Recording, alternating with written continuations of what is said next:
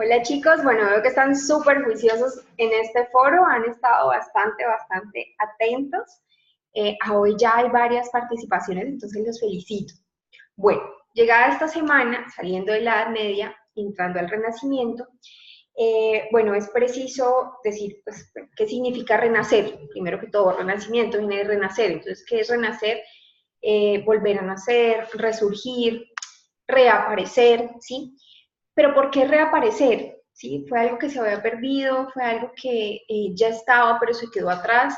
Bueno, ahí está la pregunta y espero pues que podamos resolverla a lo largo. Quisiera saber qué opinan ustedes, qué fue eso que volvió a nacer, ¿sí? ¿Qué fue eso que volvió casi que de sus cenizas? Como la metáfora del ave fénix, ¿no? Que se va, se muere y renace de sus cenizas. Entonces, pues bueno, vamos a ver ustedes qué dicen, igual lo vamos a tratar un poco en el chat. Entonces, el Renacimiento fue un movimiento social, artístico, político, literario, mejor dicho, cultural, ¿sí? Que permeó a todas las dimensiones, a todas las partes de la sociedad. Y pues que surgió en Italia, pero se fue extendiendo pues por toda Europa, ¿sí? Básicamente abarca siglo XVI y siglo XVII, y yo les voy a mencionar algunas diferencias entre la Edad Media y el Renacimiento, ¿sí? Entonces, primero, en cuanto a las clases sociales, en la época medieval, pues la sociedad estaba distribuida en nobleza, el clero y el pueblo, ¿sí? Esas eran las tres, pues, como clases principales. Después, en el Renacimiento, surge una nueva clase social que es la burguesía, ¿sí? Se derroca la monarquía, que es la presencia del rey, y surge la burguesía como una nueva clase social dominante que está conformada por comerciantes y artesanos pues, que han acumulado dinero, durante la época del feudalismo y que ahora dicen, bueno, nosotros también tenemos poder económico, tenemos todo el derecho pues, también a ser parte de una clase dominante y a ser parte de las decisiones, ¿sí? En cuanto a la situación política, durante la Edad Media el poder real, es decir, el poder del rey, necesitaba ayuda de los nobles para luchar contra los árabes. Sí, esa era como la disputa que tenían. Durante el Renacimiento se fortalece el poder de la clase dominante, el dueño absoluto es el monarca y los nobles se convierten en cortesanos, ¿sí?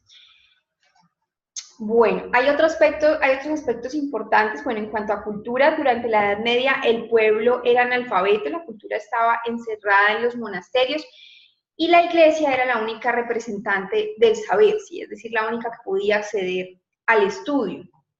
Ya pasando pues, a la época del Renacimiento, entonces recuerden que como es una sociedad que ya no es monoteísta, es decir, que ya, perdón, otra vez digo monoteísta, que ya no es teocentrista, sí, monoteísta sigue siendo porque sigue creyendo en el único Dios, pero ya no es teocentrista, ya no cree que Dios es el eje y centro de absolutamente todo, sino que el ser humano tiene pues una prioridad bastante urgente y bastante latente. Entonces, ese ser humano siente la necesidad de saber y de aprender, ¿sí? Aprender de ciencia, aprender de letras. Entonces aparecen hombres pues, científicos muy reconocidos el día de hoy, que ya no poseen una educación eclesiástica, es decir, que no han sido formados en los monasterios y que no son necesariamente religiosos, pues para ser académicos. Además, con la invención de la imprenta durante el siglo XV, que fue ya a finales de la Edad Media, pues se facilita mucho la difusión de los libros y la difusión del conocimiento. En la Edad Media, pues los libros eran muy escasos, ya que pues era muy costoso, muy tediosos. Imagínense hacer todas las réplicas a mano, no, pues, uno dura media vida escribiendo un libro a mano, ahora imagínense haciendo 20 copias, ¿sí? Hay una serie en Netflix y también está en YouTube que se llama Sor Juana Inés de la Cruz. Sor Juana Inés de la Cruz es la viva representación de lo que pasaba con las mujeres a finales de la Edad Media, que estaban tan oprimidas. Ella pues llega a ser religiosa no porque quiere ser religiosa, sino porque en últimas le toca, porque pues no es de familia noble, porque no tiene linaje en su sangre, pero ella realmente quiere dedicarse al arte de las letras, a ella le gusta escribir, a ella le gusta leer. La encierran en un monasterio, en un convento, la obligan pues a deshacerse de sus libros, la llevan engañada diciéndole que ella va a poder leer, que ella va a poder escribir sus poemas. y sus sodas y sus cartas, y sin embargo, pues es totalmente engañada, al final ella se vuelve loca. También hay algo muy interesante y es que una de las virreinas que está en ese momento en México, que es el lugar en donde sucede, una de ellas pues tiene una relación bastante fuerte con Juana Inés de la Cruz y se lleva sus letras, se lleva sus poemas para Europa y pues las imprime y las difunde. Entonces, pese al encierro y al sometimiento en la que la tenían, en donde ella pues a ella se le era prohibido, incluso perteneciendo a una comunidad religiosa por ser mujer, hacer este tipo de cosas, pues hay unas personas que le ayudan y lo difunden gracias precisamente a que se ha inventado la imprenta en esta época. Bueno, entonces ahí les dejo pues la recomendación. A mí la verdad pues cuando vi el título de la serie me pareció así como un poquito aburrida, ¿no? Es que voy a ver la vida de esta señora. Pero cuando me metí ya de lleno a la serie, no, pues no pude dejar de verla hasta el final porque me pareció muy chévere meterse en los zapatos de ella en ese momento y pues era muy cruel, era muy duro lo que sucedía. Además que hay un hombre que al principio se enamora de ella y cuando descubre pues que no hace parte de la nobleza, es totalmente un cobarde, no lucha, sino que pues sigue las decisiones, digamos que su clase social le impone, ¿sí?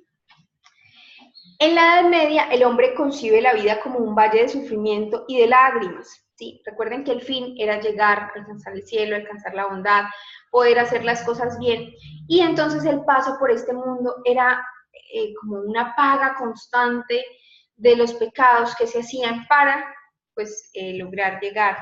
Bueno, no solo las cosas malas que se hacían, sino como una cadena de sacrificios que se tenían que hacer para lograr cierto objetivo, si se consideraba como un medio para llegar a la liberación. En el Renacimiento la vida pues se concibe un poco diferente porque se concibe como una etapa terrenal que hay que disfrutar antes de que llegue la muerte, ¿sí? Entonces fíjense cómo el concepto cambia bastante. En la época clásica, la vida pues tenía, ¿cuál era el sentido? Pues alcanzar la sabiduría.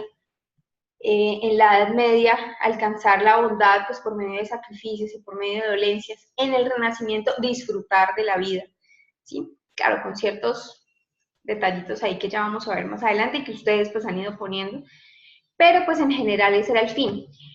¿Cuál era el hombre ideal renacentista? El caballero y el guerrero, ¿sí? O pues el religioso en su defecto. ¿Cuál era el hombre ideal en el Renacimiento? Un renacentista cortesano, un hombre de armas, pero también un hombre de letras, ¿sí? Entonces el ideal vuelve a renacer un poco, el ideal de alcanzar la sabiduría, de alcanzar el conocimiento que se había quedado en la época clásica, ¿sí? Bueno, este es mi primer aporte para el foro, espero pues que sigan comentando. Me parece muy chévere pues que he visto diversos comentarios que no se han quedado en los mismos aspectos. Recuerden que no solamente están los que yo les pongo ahí, sino también pues ustedes pueden buscar infinidad, ¿no?, de aspectos que pasaban en los deportes, qué pasaba en el baile, cómo se vestían las personas, y pues eso va a enriquecer muchísimo más nuestro debate y nuestro foro. Bueno chicos, cuídense mucho, que disfruten esta semana del Renacimiento. Cualquier duda, no duden en escribirme al consultorio y nos vemos en el chat. Chao.